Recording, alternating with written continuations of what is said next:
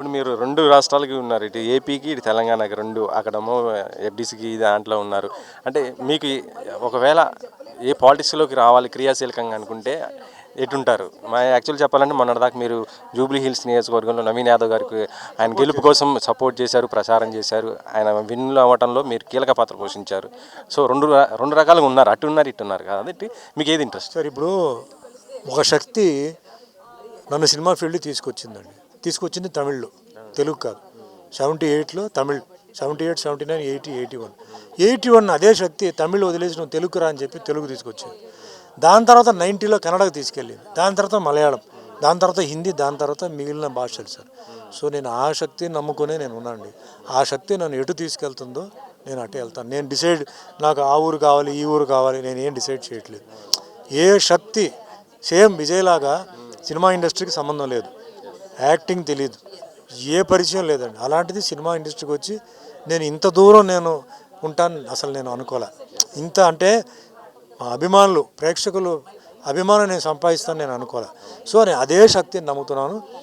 Up and down లైఫ్లో ఎప్పుడూ ఉంటుంది. ఆ ప్రాసెస్లో ఏ డ్రైవ్ ఇస్తుందో, నన్ను ఎట్లా తీసుకెళ్తుందో ఆ దారిలో నేను వెళ్ళిపోతాను సార్. ఏమీ ఫిక్స్ అవ్వట్లేదు, ఈ పార్టీ, ఈ ఊరు అట్లా ఏం లేదు. ఏది వస్తుందో నాకు అప్పుడు ఓకే చేయవచ్చు, ఏదో ఉంది అంటే నేను చేసేస్తాను అంతే తప్ప ఇప్పుడు నేను మాట్లాడేటప్పుడు హిందూయిజం గురించి నేను మాట్లాడుతున్నాను సార్. నేను ఒక హిందూ, కానీ ఈరోజు నేను ఉన్నానంటే Muslim, Christian, Sikh, Parsi, Jain, Buddhist అందరూ నాకు సపోర్ట్ చేసిన వాళ్ళే. నేను దూరం చేసుకోలేను కదా, అభిమానులు ఉన్నారు కదా. నేనేమంటున్నాను, మీ భక్తి మీతో ఉండండి, మీ భక్తిని తీసిరాబాక. భక్తి ఇంతవరకు ఉంటుంది, బయటకు వచ్చిన తర్వాత మా అందరూ ఒకటే. కానీ హిందూయిజం గురించి తప్పుగా మాట్లాడితే నేను లేచి నిలబడతాను, నేను మాట్లాడతాను. తెలిసి మాట్లాడతారా, తెలియకుండా మాట్లాడతారా అడుగుతాను. హిందూయిజంని కించపరిచే విధంగా ఎవరైనా మాట్లాడితే అది నేను ఒప్పుకోను. వాస్తవాలా వాళ్ళు చెప్పింది వాస్తవాలా ఏంటి అది, ఒకవేళ వాస్తవాలు చెప్పారంటే నేను నోరు మూసుకోవాలి. ఒకవేళ తప్పు చెప్తారంటే లేచి డెఫినెట్గా నేను మాట్లాడాలి. నేను వాళ్ళ జోలికి అంటే రిలీజన్ వరకు నేను వాళ్ళ జోలికి వెళ్ళను, వాళ్ళు మా జోలికి రాకూడదు, అంతే. మనందరూ కలిసే ఉండాలి. భారతదేశం పాలసీ పాకిస్తాన్కి కుదరదు, అమెరికాకి వెళ్దు, వేరే ఊరికి వెళ్దండి, జపాన్కి వెళ్దు. ఏ ఊరిది పాలసీ అక్కడే కదా. ఇప్పుడు ముస్లిం కంట్రీస్ మీరు తీసుకుంటే కూడా పాకిస్తాన్ పాలసీ దుబాయ్కి కుదరదు, దుబాయ్ పాలసీ కువైట్కి కుదరదు. ఒక్కొక్క ముస్లిం కంట్రీస్లోనే ఏ కంట్రీ సెపరేట్గా ఉన్నాయి.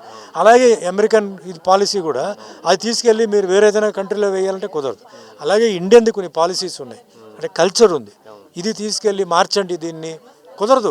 ఇక్కడ అందరూ ఉండాలి, అందరూ బ్రతకాలి, అందరికి హక్కు ఉంది. అంతేగాని నాదే ఉండాలి, నాకు నా రిలీజనే ఉండాలి. వాటికి యాక్చువల్లీ చెప్పాలంటే ఇప్పుడు జెన్జీ ఒకటి, మనకు కాక్రోచ్ పార్టీ ఒకటి రావటం, వాళ్ళు చూశారు వ్యవస్థలు కొంత ఇదవుతుంది కదా, దానిపైన ఏమంటారు? అది అలా చేయడం తప్పు సార్. ఎందుకంటే ప్రపంచంలో ఒక దేశం కావాలండి, ప్రతి ఒక్కరు వచ్చి ఉండడానికి ఒక దేశం కావాలి. మొన్న బంగ్లాదేశ్లో ఆవిడ రాణి గారు ఆవిడ పరిగెత్తొచ్చి ఇండియాలో కదా ఉంది, ప్రపంచం ఎక్కడ ఆవిడకి చోటుకు లేదు. సో ఇండియాకి అంత మంచి పేరు ఉంది. సో ఇండియాలో మనం ఇప్పుడు ఎలా కలిసి ఉన్నామో అదే మాదిరిగా కలిసి ఉండాలి. అంతేగాని ఇది వాళ్ళకి ఏమండి 5 సంవత్సరాల ముందు పరిపాలించారంటే మనకి ఏం sir, history is always A mystery. మనం చదివింది నమ్ముతున్నాం, మన కళ్ళారా చూడలే, దాంట్లో ఎంత నిజం ఉందో ఎంత అబద్ధం ఉందో తెలియదు. సో ఎందుకు ఆ జోలికి ఎందుకు వెళ్తారు? ఇప్పుడు మనం ప్రశాంతంగా బ్రతకాలా వద్దా? Do you want live in peace or do you want live in pieces? ఇది మనం డిసైడ్ చేయాలి. పిల్లల చదువు ఉంది, ఎంతోమందికి ఆరోగ్యం బాగాలేదు, ఎంతోమంది ఇక్కడ హ్యాపీగా ఉన్నారు, అందరూ కలిసి ఉంటున్నారు. వేరే దీనికి వెళ్తే లేదు కదా, విడివిడిగా ఉంటున్నారు. ఇప్పుడు మన కొన్ని ఊరికి వెళ్తే రూల్స్ ఉంటాయి, మనం మాట్లాడలేము, తిరగలేము, చేయలేము. అలా లేదు కదా ఇక్కడ, ఎవరు కావాలంటే రావచ్చు, ఎవరు కావాలంటే పోవచ్చు అంటున్నారు కదా. సో నా ఉద్దేశం అంటే ఇండియా సెక్యులర్గా ఉండాలి, ఇలాగే ఉండాలి, అందరు కలిసి ఉండాలి. మన కల్చర్ ఇంట్లో ఉండాలి, బయటకు వచ్చిన తర్వాత ఇండియన్ కల్చర్ ఒకటే కల్చర్, అంతే. ఇది నా ఇదన్నమాట. చాలా థ్యాంక్ యూ సార్.